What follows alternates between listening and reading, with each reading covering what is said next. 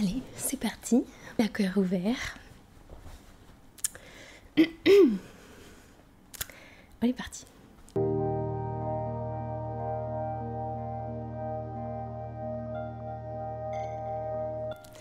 Hola hola, si tu ne me connais pas, je m'appelle Camille, je suis professeure de yoga et créatrice de contenu et aujourd'hui je viens te parler de ma dépression. Je te souhaite la bienvenue dans ce nouveau concept sur ma chaîne que j'appelle Vlogcast. Donc en fait un mélange de vlog en termes de visuel et un mélange aussi de podcast en audio, histoire qu'on parle de trucs chouettes, intéressants et qui nous permettent finalement d'évoluer, de grandir et de nous sentir mieux au quotidien. Voilà, en gros voilà. Je fais cette vidéo pour toi, pour tes proches et pour toutes les personnes qui sont en burn-out, qui pensent l'être et qui aussi n'ont pas l'envie ou peut-être la force de mettre des mots sur leur situation qui est la dépression. Et honnêtement, je le fais aussi un petit peu pour moi, mine de rien, et tu vas comprendre ça pourquoi un petit peu plus tard. 1 an de dépression, c'est ce que je traverse. Et pourtant, sur le papier, j'ai envie de te dire que j'ai tout ce qu'il me faut. C'est un grand mot, mais j'ai ce qu'il me faut pour être heureuse dans mon quotidien. Je travaille à mon compte, je fais quelque chose que j'aime. Je vis sur la côte espagnole avec 300 jours de soleil dans l'année. Voilà, j'ai une famille de qui je suis proche. J'ai une relation amoureuse saine. Voilà, d'autres trucs en fait, qui pour moi sont importants et dont je suis reconnaissante. Mais je suis en dépression. Et peut-être que toi aussi, derrière ton écran, tu te dis ce que je me suis répété pendant 12 mois en fait. Je n'ai pas de raison d'être au bout du rouleau. Je connais beaucoup trop de personnes aujourd'hui, honnêtement, qui pensent ça. J'en côtoie autour de moi. Et c'est pas vrai.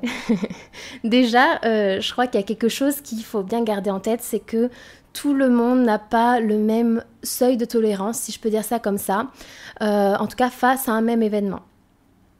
On ne met pas l'importance au même endroit, pas forcément quoi. Une même expérience, elle peut être traumatisante pour une personne A et peu traumatisante pour une personne B. Je veux dire par là que si on imagine une échelle de 1 à 10 de souffrance, peut-être qu'une mauvaise ambiance au travail pour une personne, ça va représenter un niveau de souffrance à 8. Et pour la personne B, ça va représenter un niveau de souffrance, j'en sais rien, à 2. Après, autrement, on peut dire que sur une échelle de 1 à 10, de 7 à 8, c'est la cata. Et à 8, ça va mieux. Oh, j'espère que vous avez la référence. Sur une échelle de 7 à 8, à 7, ils se comportent comme des fumiers, et à 8, ça va mieux. Hein ? Bref. Je crois aussi que c'est important de partir du principe qu'on est légitime de ressentir ce qu'on ressent. C'est vraiment quelque chose que je répète souvent pendant mes cours de yoga, c'est le fait de laisser nos émotions s'exprimer et de ne pas les refouler parce qu'au final, la seule chose que ça va faire, c'est nous faire pourrir de l'intérieur. C'est pas très beau, mais voilà, c'est un peu comme ça en tout cas que je le visualise. Je dis pas qu'il faut pas prendre du recul et analyser la situation dans laquelle on est. C'est pas du tout ça, au contraire, je pense vraiment que des fois faire un pas de côté et observer une situation sans être à chaud, ça peut être important. Mais en tout cas, si sur le coup on est en colère pour quelque chose, on a le droit de le vivre, on a le droit de vivre cette colère. Bien sûr, faut pas oublier qu'on tout choix, toute action a une conséquence. Donc même quand on est très en colère, on peut pas tout simplement se permettre de taper quelqu'un, par exemple. Voilà, mais je pense que tu comprends où je veux en venir plus ou moins. La dépression, elle peut, franchement, je crois, survenir pour beaucoup de raisons. Elle peut être déclenchée par un événement qui va être extérieur ou alors quelque chose plutôt d'intérieur, même si j'ai l'impression qu'en fait, il n'y a jamais vraiment l'un sans l'autre. Il y a juste un élément déclencheur, en tout cas, qui va venir faire un petit peu tout capoter. Au passage, disclaimer, je suis en impro, j'ai quelques notes. Voilà, je sais plus ou moins ce dont je veux vous parler. Et c'est pas forcément facile de peser tous mes mots. J'espère pas dire trop de bêtises. Si c'est le cas, est-ce que ça peut arriver ? Vraiment, je te remercie pour ta bienveillance et surtout, rappelons-nous que ce qu'on pense aujourd'hui, c'est pas forcément ce qu'on va penser demain, parce que ce qu'on pense aujourd'hui, c'est parfois pas non plus ce qu'on pensait hier. vivre des expériences, échanger, discuter, c'est ça qui nous permet de grandir sur tous les plans. Et c'est d'ailleurs le but aussi de ce vlogcast, l'échange d'idées pour évoluer. Bref, voilà, le disclaimer est fini. Du coup, je vais te raconter rapidement mon histoire, le pourquoi du comment je suis tombée en dépression, histoire que tu comprennes et peut-être que tu te sentes moins seule, que tu n'aies plus peur d'accepter ta situation. Voilà. Bon, en tout cas, voilà. Peut-être que ça fasse son chemin plus tard. Il m'a fallu 1 an avant de me rendre compte que j'étais en dépression. Le reste du temps, ça a été 100% du déni, on va pas se mentir. Et le jour finalement où j'ai prononcé à haute voix les mots « je suis en dépression », c'était après Noël et je me suis littéralement effondrée. J'avais pas envie que ce soit vrai parce que c'est dur. C'est pas cool. Parce que ça demande encore du travail et la vie elle est déjà assez difficile comme ça. Donc je vais essayer de te la faire courte et je vais te raconter quel a été l'élément déclencheur de ma dépression et je vais essayer de faire ça rapidement. Alors, il faut savoir qu'en 2 ans, j'ai vu partir 4 personnes, 4 décès dont certaines personnes étaient proches, certaines étaient jeunes, des départs qui semblent injustes et auxquels il est difficile de se raccrocher à la raison parfois. Et malgré tout ça, je pense pas que ce soit la raison de ma dépression, mais c'est vrai que ça m'a fragilisée, j'ai mis du temps à faire certains deuils et voilà, pour te faire un petit peu le schéma de l'état d'esprit dans lequel j'ai été l'année dernière. Donc ce qui m'a anéanti, ça a été finalement le travail et particulièrement la manière dont se sont déroulées et terminées certaines collaborations. J'ai accordé ma confiance, je me suis investie dans des projets et certaines personnes ne m'ont pas du tout respectée en fait. Et c'est une collaboration en particulier qui vraiment m'a fait exploser. Puis je me suis rendu compte que même si là, cette fois-ci, on avait dépassé les limites du non-respect, c'était finalement pas la première fois qu'on se permettait de faire des choses comme ça avec moi. Donc forcément, qu'est-ce que ça veut dire ? Ça veut dire que mon ego en a pris un coup, mais vraiment terrible. Je me suis dit, mais en fait, Camille, tu es stupide en fait. Les gens ne te respectent pas et potentiellement tu le mérites en fait. Et quand je parle d'ego, je parle du bon ego. Parce que c'est littéralement vital, voilà, vital c'est le mot, d'avoir de l'ego. Parce que avec l'instinct, c'est vraiment ce qui nous permet de rester en vie. Parce que si on ne s'aime pas un minimum, en fait, on n'a pas cette envie de survivre, tout simplement. Voilà. Du coup, je me suis retrouvée comme une crotte, dans l'incompréhension totale. Et je me suis dit, en fait, simplement, je baisse mes barrières, je donne de moi, je m'investis. Et en fait, on me l'a fait à l'envers. On en profite, en fait. J'ai eu vraiment l'impression de me faire marcher dessus, j'avais l'impression d'être vraiment quelque chose qu'on prend et qu'on jette, quoi. Vraiment comme si j'étais pas une personne humaine, comme si j'étais pas quelqu'un qui avait des sentiments. Alors je veux bien, il faut distinguer le professionnel et le personnel, mais en fait, peu importe, un professionnel est avant tout, pour moi, une personne humaine. Et on peut ne pas être d'accord, on peut avoir des imprévus, peu importe, il y a un minimum, je trouve, de respect à avoir. Et tout ça alors que, quand même, je précise qu'en parallèle, il m'arrivait quand même des trucs de fou, des trucs super chouettes, et notamment le fait que j'ai travaillé avec Juju Fitcat et Thibaut InShape pour leur application Shape You. C'était quelque chose de ouf, c'était génial. Avec ma soeur, on a aussi ouvert une nouvelle retraite. Des trucs chouettes quoi, qui étaient vraiment de belles opportunités pour moi. Et malgré tout ça, finalement, comme souvent, c'est tout négatif qui a pris, comment on dit, la balance en gros elle a penché du côté négatif. Malheureusement, voilà, malgré toutes ces choses trop chouettes, c'est le négatif qui a gagné cette fois-ci. Ma dépression, elle s'est traduite par de nombreux comportements, honnêtement, par de nombreux changements dans ma vie. Et le premier gros changement, tu l'auras compris, du coup, ça a été une grosse perte de confiance en moi et également une grosse perte d'estime de moi. Je sais pas ce qui était le plus dur, honnêtement. Et le second, c'est l'isolement, le repli sur moi. Je me suis complètement coupée de mes relations sociales, tant de mes amis que de ma famille, alors que je suis quand même très très proche de ma famille, notamment de ma sœur. Et toutes mes relations étaient devenues conflictuelles et très distantes. Et ça, je crois que ça s'explique par pas mal de choses, mine de rien, et notamment par le fait que qui dit être en contact avec quelqu'un dit qu'on va me demander si ça va. Et là, j'ai deux choix, j'ai deux options. C'est soit je reste dans mon déni et je dis oui, ça va, ou alors je dois raconter ma vie, dire que ça va pas, et le dire, c'est le rendre réel. Il y a aussi le fait de ne pas se sentir légitime, parce que je sais qu'une partie de mon entourage pense que j'ai une vie de ouf 365 jours dans l'année, parce que j'habite à l'étranger, au soleil, c'est facile pour moi. C'est facile de travailler sur les réseaux, parce qu'en fait parfois on peut penser que c'est un loisir, que je fais vraiment joujou. Puis en plus en sachant que quand t'es entrepreneur, c'est quelque chose que tu as choisi, donc c'est une chance. Alors que en fait la réalité elle est tout autre, hein. C'est une chance pour quelque chose, mais c'est aussi des compromis. Donc il y a autant de choses bien dans l'entrepreneuriat que dans le salariat. Il y a autant de compromis, il y a autant de choses négatives aussi.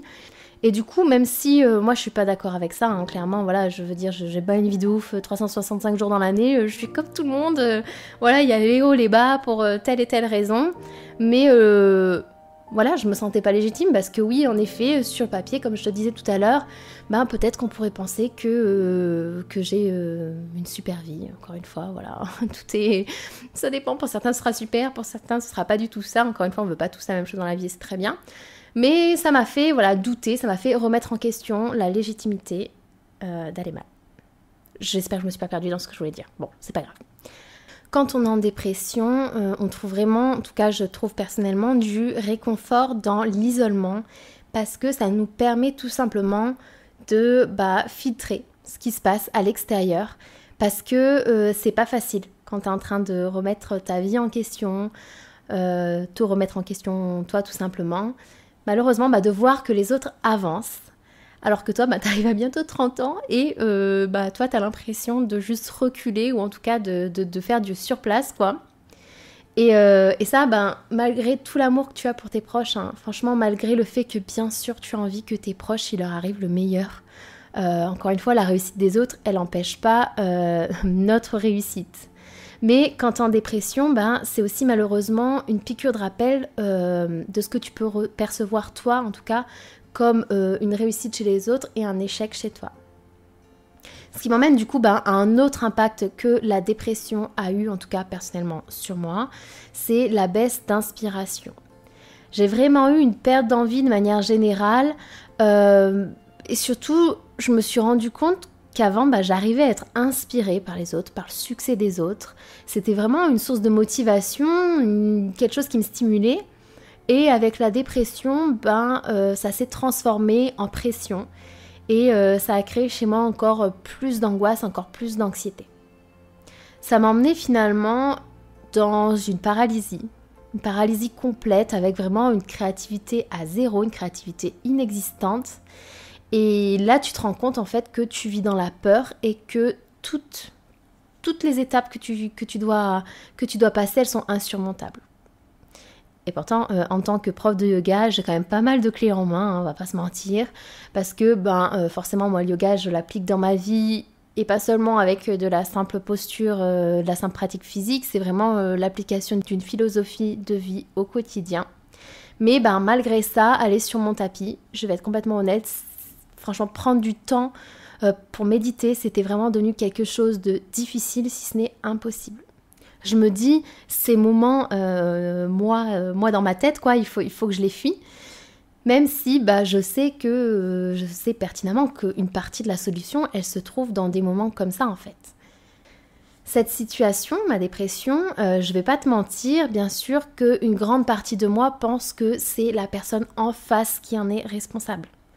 Oui, voilà, c'est son manque d'empathie, son manque de considération, de respect tout simplement, qui m'a mis au fond du trou.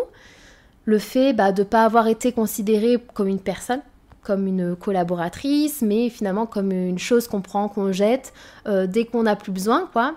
Et dans des conditions inacceptables, franchement, ouais. Du coup, oui, ça, je me dis, c'est ça, c'est la faute de l'autre. N'empêche que c'est important de relever ça, c'est que j'ai ma part de responsabilité dans cette histoire. Certes, les gens devraient apprendre à faire preuve d'un peu plus d'empathie, et quand je dis les gens, moi aussi des fois honnêtement, parce que c'est pas parce qu'on est dans une relation professionnelle qu'il faut pas se rappeler qu'on est des humains, c'est ce que je te disais tout à l'heure, on a des sentiments, mais c'est pas vraiment la faute de cette personne en fait, c'était à moi de me protéger. C'est moi qui n'ai pas su mettre des limites, qui ai autorisé finalement les autres à me marcher dessus, à abuser de ma bonté. Voilà, bonté, entre guillemets. Malheureusement, c'est une utopie de penser que tout le monde devrait voir un petit peu plus loin que le bout de son nez et arrêter finalement aussi de penser qu'à ses propres intérêts. La vie, elle nous apporte la preuve tous les jours que ça marche pas comme ça. Et voilà, quand je dis les gens, encore une fois, je veux dire, moi aussi, sûrement que je manque de tact et d'empathie pour certaines personnes, ça peut arriver, voilà, encore une fois. Donc, c'est important pour moi de vraiment dire qu'en effet, dans le fond, je me dis, c'est de sa faute à la personne en face, en fait. C'est à cause d'elle que j'en suis ici. Mais ça, c'est un peu une réaction à chaud, en fait, quand encore une fois, du coup, je fais un pas sur le côté et que je réfléchis. Oui, cette personne a eu une part de responsabilité dans ma situation, n'empêche que je suis aussi responsable de mes choix, de mes actions, et j'ai ma part de responsabilité. Voilà. Encore une fois, je suis pas là à m'auto-flageller, pas du tout, mais je pense que c'est quand même important de se le dire, c'est pas pour... je dis pas ça pour me faire culpabiliser, je ne culpabilise pas. Je m'en suis voulu un petit peu, honnêtement, si c'est vrai. Je m'en suis un peu voulu au début, quand je me suis rendu compte que, voilà, si j'étais dans cette situation, c'était aussi moi qui avais fait quelque chose que je n'aurais pas dû faire, entre guillemets. Mais voilà, ça sert à rien, encore une fois, de culpabiliser, c'est fait, et derrière, il y a une leçon. Donc voilà, maintenant tu en sais un petit peu plus sur ma dépression. Je pense que j'ai oublié des choses forcément, mais j'ai l'impression que voilà, j'ai réussi à te dire plus ou moins l'essentiel. Aujourd'hui, je vais mieux. je sais pas si je peux dire que je suis complètement sortie de ma dépression, honnêtement. Je sais pas, en toute transparence, je crois que j'ai encore des petites choses à régler. Ouais, ce serait mentir que dire que voilà, tout est nickel. Voilà, je pense que c'est aussi peut-être important que j'aille consulter quelqu'un, parce que je me rends compte aussi, mine de rien, que je me trimballe des casseroles depuis un moment, des trucs qui je pensais pas finalement me trimballer, et en fait des trucs d'il y a longtemps, que je me dis waouh, en fait il y a des trucs, des choses qui me sont arrivées qui peut-être en fait ont impacté mes réactions aujourd'hui. Enfin bon, c'est peut-être le sujet d'une autre vidéo. Mais voilà, en effet, ça va beaucoup mieux parce que j'utilise tous les outils que j'ai en ma possession aujourd'hui pour faire le travail. Je revois certaines choses dans ma vie, je revois certaines priorités, etc. etc. J'aimerais terminer sur 2 choses du coup. C'est d'abord de te rappeler qu'être en dépression, ça n'affecte pas ta valeur. Dans le sens où tu ne vaux pas mieux, pas moins bien parce que tu traverses cette épreuve difficile. J'ai presque envie de te dire dans des gros guillemets que c'est une chance, en tout cas une opportunité d'en apprendre un petit peu plus sur toi, sur qui tu es, sur ce que tu veux et surtout sur ce que tu ne veux pas ou plus. Et deuxièmement, n'oublie pas également que tu ne dois pas avoir honte. Et je crois vraiment que de verbaliser ta dépression, ça peut te faire du bien. Pour ma part, en tout cas, ça a vraiment été un premier pas vers la guérison, même si je te l'accorde qu'après, le chemin, il n'est pas forcément facile derrière pour autant, non. Mais c'est déjà... Mais en fait, si on ne fait pas ce premier pas, si on ne fait pas déjà le travail d'acceptation, c'est sûr qu'on ne peut pas le régler, malheureusement. Et il ne faut pas, du coup, non plus avoir honte de consulter quelqu'un. Voilà, je pense qu'on devrait tous, un jour dans notre vie, le faire. Dit-elle alors qu'elle n'y est pas encore allée, hein. Mais voilà, cette vidéo m'engage à le faire aussi.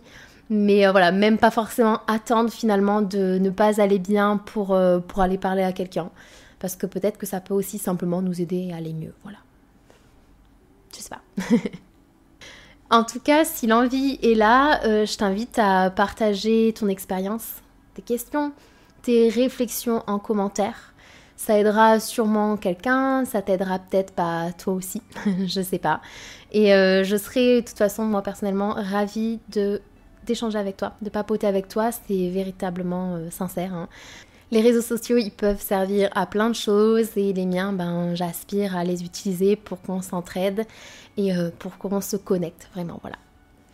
Si ce vlogcast t'a été utile, je t'invite à mettre un petit like pour le booster, histoire qu'elle touche et du coup qu'elle aide potentiellement le plus de personnes possible. Tu peux aussi, bien entendu, le partager et tu peux t'abonner si tu as envie. Merci d'avoir été là jusqu'au bout. C'est pas un exercice facile pour moi, honnêtement, mais je suis contente de l'avoir fait et merci d'avance pour ta douceur, pour ta bienveillance. Et je te dis, j'espère, à très bientôt. Un beso.